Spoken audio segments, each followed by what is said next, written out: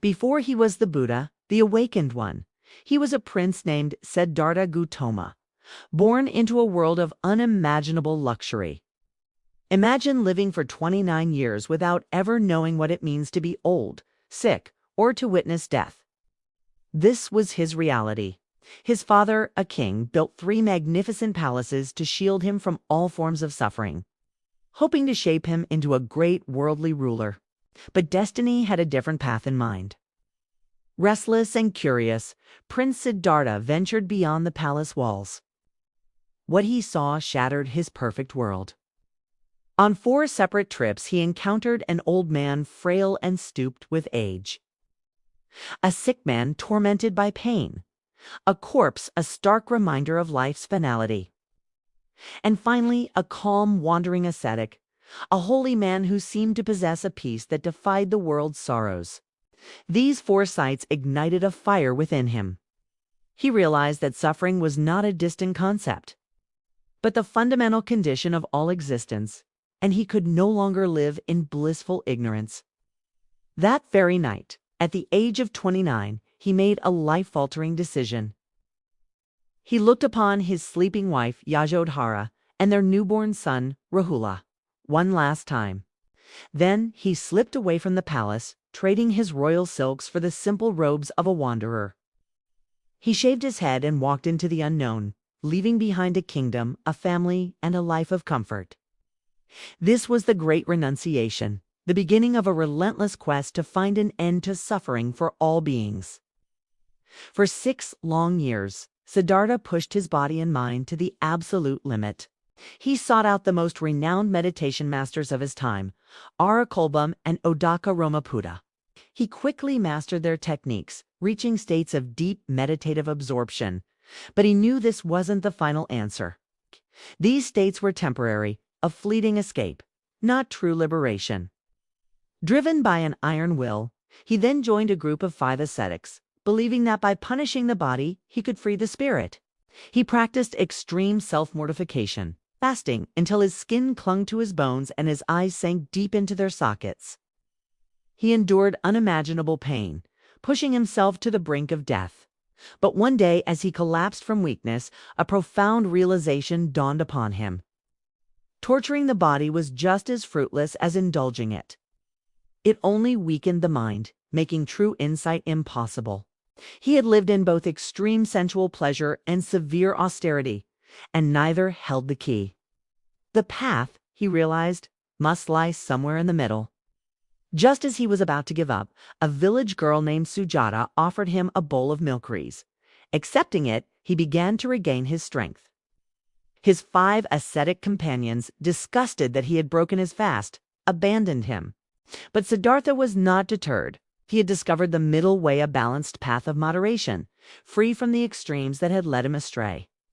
With renewed clarity and strength, he walked toward a large pipal tree in a place now known as Bodh Gaya, ready for his final, ultimate confrontation with the nature of reality itself.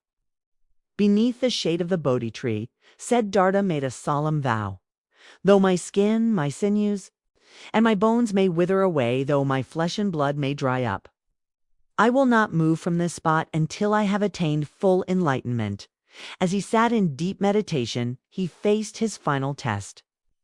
The demon, Māra, the lord of illusion and desire, unleashed his armies.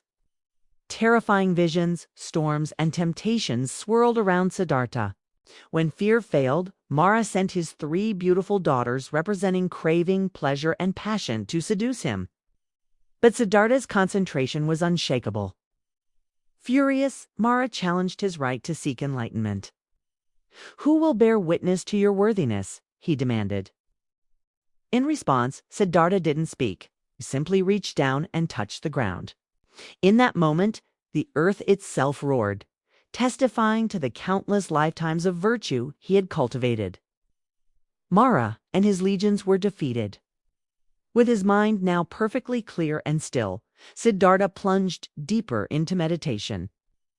He saw his own past lives stretching back through eons. He saw the intricate web of karma, how the actions of all beings lead to their rebirth. And finally, as the morning star rose in the sky, he saw the ultimate truth, the cause of all suffering and the path to its end. The veils of ignorance were torn away. At the age of 35, Siddhartha Gautama was no more. He had become the Buddha, the awakened one. After his profound awakening, the Buddha was initially hesitant. How could he possibly communicate a truth so deep and subtle to a world lost in delusion? But seeing the suffering of humanity, he was moved by immense compassion. He traveled to the deer park in Sarnath to find the 5 ascetics who had abandoned him. There, he delivered his first sermon, setting in motion the wheel of the Dharma. He didn't teach complex metaphysics or divine revelations. He taught a practical, tangible path. He explained the 4 noble truths: that life involves suffering, that suffering is caused by our own craving and attachment, that this suffering can end, and that the way to end it is by following the noble 8-fold path. He taught the middle way, the balanced approach to life he had discovered.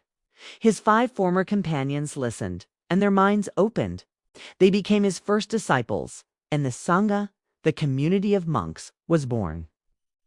For the next 45 years, the Buddha walked across India, teaching this path of liberation to everyone, from kings to farmers, without distinction. At the age of 80, the Buddha knew his time on earth was coming to a close. During his final journey, he fell gravely ill after eating a meal offered by a blacksmith named Kunda. Knowing his end was near, he lay down between 2 sala trees. He comforted his grieving attendant, Ananda, reminding him that the teachings, the Dharma, would be their guide after he was gone. His final words were not a command or a prophecy, but a powerful, urgent encouragement to us all. He said, "All conditioned things are subject to decay. Strive on with diligence." Then, passing through progressively deeper states of meditation, he entered Mahābhiniṣkramaṇa, the great final liberation from the cycle of birth and death. His body was gone, but his teachings, a timeless roadmap to peace and awakening, remain.